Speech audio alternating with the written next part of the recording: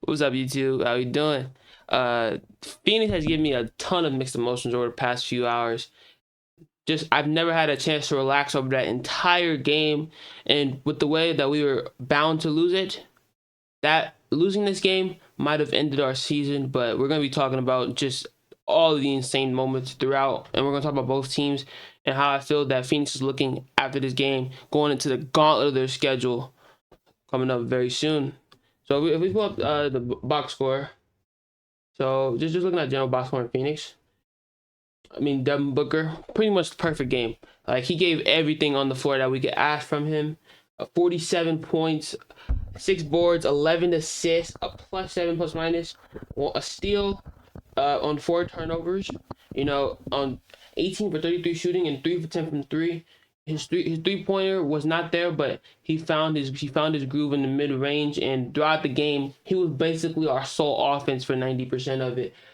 Grayson Allen ended with 21 points. A lot of those came late. He ended up being the clutch player of the game, hitting the buzzer beater in the fourth quarter. We're going to be talking about all of these things. Tyus Jones, I felt was a little weak game from him. 4 of 13 from the field on 4-11 from three. 6 assists, 6 boards. That was good on 2 turnovers. So it's still a classic Tyus Jones game. But the shooting was just not there whatsoever. And you could feel it throughout the game. A lot of his misses just felt at important times in terms of runs. They were like the moments in the game where the Utah went on a big run and all of his misses were kind of like leaks as we're trying to stop the bleeding and just bad possession, bad possession. Now, don't get me wrong, it was not all on Jones. Pretty much our entire starting lineup that had a poor night, besides of Nick Richards, 4 of 7 from the field. But as most of the shots come out the rim, you still want to see a little bit better than that. Grayson Allen, 7-19 from the field, 7-14 from three. 7 threes. Those threes were the deciding factor of the game. Royce O'Neal, 12 points on 4-11. A very bad game from him. On 3 boards, 4 assists, and 4 blocks. So a good defensive game in terms of the stat sheet. But yeah, you can feel it. Pretty much the entire starting lineup and the rest of the team, besides Bobo, who we're going to be talking about in a second, there was really no offense for most of the game. And as you can see it, we were down for so long, and Booker just held us in it pretty much by himself. Now, there were times in the first half where I felt that Booker was just not making the right decisions in terms of double teams. There would be like a very easy pass that he can visibly see, but he would just not make it as he did not trust his teammates to make the shots open or contested. And that was really the deciding factor of most of the game. Ali had to come back, and we brought the game up late in the fourth. And on the bench, 6 points from Ryan Dunn, 2 for 4. It's been very disappointing the last 2 months, pretty much. Dunn just cannot find his 3-point shot. He only took 2. He's lost his confidence. Bud's only playing him 15 minutes now. And you really hate to see it, as we really love his defense, but his offense has kind of left him recently. So he does need to find it if he wants to find his way back into the rotation. Mason Plumlee, 30 minutes, 2 points, on 0 for 1 from the field, 6 rebounds, an assist, and a steal, and a block as well. But you just cannot see that on 30 minutes of play. That is terrible big man play. For 2 points, somebody that's coming behind Richards, so you got to combine 14 points out of your centers. That is not enough, especially on poor shooting. And as a backup, it just goes to show we needed to make a deal at the deadline that was going to improve the position, and we simply didn't. We are in the second apron. We cannot improve in the buyout market, so we're kind of cooked. It's just that simple. We had to try to deal with it, relying on our stars heavier than any team in the league, and it's very disappointing. But that's the bed that they lay in, and they have to try to climb out with the toughest schedule remaining in the NBA. So we'll have to see. Monte Morris, I believe, had a pretty good game. 2 for 5. It was a bad shooting night, but you felt his presence, playmaking, 2 assists, especially on the defensive side of the floor, defending the guards in his 15 minutes of play. Damian Lee, he was the garbage time player essentially, but even though there wasn't garbage time, he got like a few situational minutes, but played off the floor fairly quickly and didn't see the floor much. Bobo, 12 points in 24 minutes. He was the surprising player of the game for me on the roster. On 5 for 8 shooting, 2 for 5 from three. Like, you felt his confidence growing throughout the game, and the whole crowd was cheering for him, so it just made the whole moment better. Now, I was tweeting during the game, just all my emotions, as it was just an up down up down. It was a game of runs.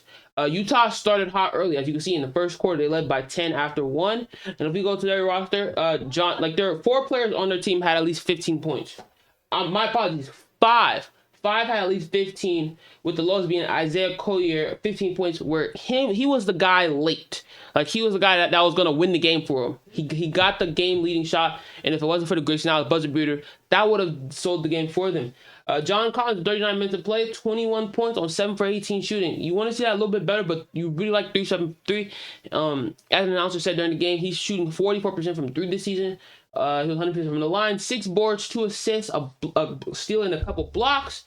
So just great value. And while he was -2 in the plus minus, he was probably their best player on the floor today in terms of performance. Marketing, also a not great shooting night. 2 for 7 from 3. You really like to see that improve. 20 points. He got 7 boards, assists, and a steal. 2 turnovers, though. So you want to see a little bit better performance from him, as he's their best player. And yeah, his scoring was just inefficient. So you will take that 20 points from Larry Marketing. You just cannot give that much production. Walker Kessler, 19 points, 9 for 17, 22 rebounds. 22 rebounds. We let Walker Kessler get 22 rebounds this game, and that's the story of our season. We cannot rebound. Our centers are terrible rebounders, including Nick Richards, and every single game against every single team, their big man eats us alive. And this is so prevalent, where 4 assists, 22 boards, and 9-17 from the field. So that production was going to be the difference in the game. Steve Mikhailou, 9 points. It was a bad shooting day for him. You felt it, though. He continued to shoot. He had his confidence in himself. And on a bad team, you're going to see that. I don't watch Utah much. I'm not going to see these players that often, but I could really tell during the game, like, his shots were pull-up, all the confidence in the world, just no filter, and he'll take those shots. And so a lot of them were good shots. They were just not going in. But if we go to their bench, Kyle Filipowski out of Duke, 5 for 10 from the field, 11 points, 1 for 3 from 3, 11 boards, 1 assist and 1 block. Again, 11 rebounds, 33 rebounds between Walker Kessler and Kyle Filipowski is just ridiculous. It should not happen. But with the roster construction as of now, that is the situation. Every team is going to eat on the glass, including their guards. Brian Sensabaugh, 13 minutes, 4 points. He didn't get that much great production. Micah Potter, Johnny Juicy, and Keontae George. Obviously, Keontae George was like the best piece coming off the bench, and he is one of the best players. He is going to be the player to come. He's the best young guy. But if we just go, this game was Utah's early. We just came out with no urgency, no energy. It's just a lot of dead men on the court. I think they started on a 14-7 run, bringing that up to, like, I think 18-7. We could scroll through play-by-plays for a second, but it took about 3 timeouts for them to kind of bring themselves back into the game. And late into the first, going into the second, this is when Devin Booker really started to heat up, and we were able to bring it back. Utah, once again, ran out again in the middle of the second. But Bobo, in combination with Devin, they were able to bring this to a tie after 2. So, like, that was a huge success. And despite them playing the Utah Jazz, we have to cheer for successes now with the roster as constructed. We got the lead in the third. We had a great 8 minutes, I would say. Grayson Allen bringing in production, being able to bring the centers in as well. We got a couple buckets from Nick Richards in this quarter. And going into the fourth, where we were able to get a decidable lead for most of the quarter, and in about the final 3 minutes, we were up 8 or 10 points, and we just collapsed. So with about 40 seconds to go, I believe it was tied. 10 seconds later, Utah taking the lead, and I posted on social media. I just was not surprised, because late in the third quarter, when we were down, or my apologies, earlier in the third quarter when we were down, I said that they had to step in the gas as Utah was just staying in it, right? It was very close for most of the second half. And as we got that lead, I was super excited. You know, we finally turned the corner, and we got the run that we needed to close the game out. But it wasn't enough. It still isn't enough. And it's simply because, in my opinion, Budenholzer's late game coaching is atrocious. The play calling is not there. As we are in a lead, we need to continuously running good plays. We cannot hold a lead to save our lives. You'll never see us win a game by 20 points, by 15 points. As we just, once we get a lead, we become complacent, dribbling the clock out, taking bad shots late in the shot clock. This is just how you lose these games, how you give these games completely away. So as Isaiah Collier makes that really good fadeaway, mind you, to go up 2, we miss, they foul, we foul, they go up 3 points. With 0.7 seconds left, Grayson Allen shoots the shot of the season probably to save this game and bring it to OT, and we needed that desperately. We could not go under 500 here in the Western Conference. And as we go into overtime, we take off. We hold them to 5 points in OT, scoring 13, and obviously restore the game. But it should not have came down to this point, simply. Just as bad coaching and a bad roster took boost with that. Our center play just has to be better, specifically on the defensive side of the floor. How many offensive rebounds did Utah take today? Utah had 25 offensive rebounds. 25. That could be the highest amount this season. I would have to go look up at the numbers there. But you cannot give 25 rebounds and expect to win a game. And we did win this game because Utah has a very porous team. They had a lot of heart today, and they fought to stay in it, and they had enough to win. They did enough to win the game. Grayson Allen just hit the shot, and we took over in overtime. But we cannot let this happen continuously each and every game. This is how we get blowout constantly with just these 15-0, 15-2 runs, 17-3 runs. And this is because the offensive rebounds, we cannot get a stop to save our lives. And when our offense goes in a rut for short spurts, especially when we have our superstars, the offense can still soften up at times. This allows on the offensive side of the floor, going on the defensive side of the floor, we cannot get a stop. The gap just widens, and that simply ends our game, as we have no heart to climb back into these games. Once we go down to 15, 20 points, even sometimes double digits, that's the game. It's just going to keep getting wider. And I believe a lot of that comes with Budenholzer's coaching and a lot of decisions that's made late game, specifically when we are in the lead, right? When you cannot rely on our players to take it home, we're in the lead, and we need to run scripted plays to hold that lead and hopefully widen the gap. To me, it's very simple coaching, and while it's easier said than done, what I'm seeing on the floor is just not enough. It's simply not enough. For no trade at the deadline, we need to have a lot more urgency in these games, as every game matters now. This is the core. You're trying to save the core here.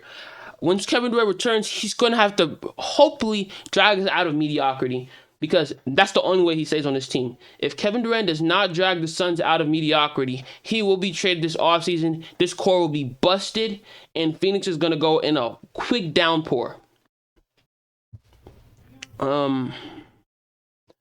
Yeah, it was just a very insane game to see. It was super fun to watch, don't get me wrong, for both sides. It was enjoyable. If I was a non-fan and just a neutral watcher, enjoyer of the game, I would have a lot more fun with this game. But I just grew frustrated as time went on, seeing our team constantly not be focused in-game and being susceptible to giving up leads. But otherwise, yeah, that was pretty much it. It was a long game because the game started late, and it went on. There was a lot of fouls here and there, but I got everything I wanted to cover, and I just really hope that we can get our act together, because this is not enough. We cannot continuously do this, and we're gonna have to see where things lead on coming into the gauntlet. So finally, if we look at our games coming up, we got the Nuggets. Let's see schedule.